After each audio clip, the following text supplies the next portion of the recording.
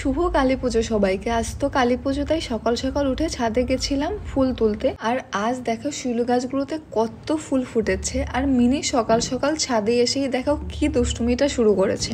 তারপরে নিচে এসে প্রদীপগুলো সব বার করলাম, কারণ বিকেলে তো এগুলো সব ধরাতে হবে। তারপরে আমাদের লাইটের লোকটা আসলো, কারণ আজ তো লাইট লাগাতেই হবে, এমনিতেও একটু লেট হয়ে গেল। আজই পুজো আর আজই লাইট লাগাচ্ছি আমরা।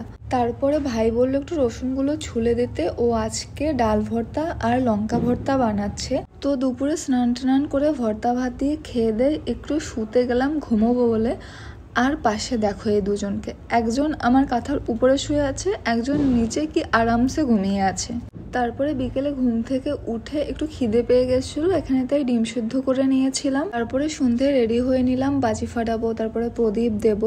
আর এই সব কিছু করার আগে সন্ধ্যায় তো মা পুজো দিয়ে নিয়েছিল, আর পুরো বাড়ির চারিদিকে একটু ধূপধুনো দিচ্ছিলাম।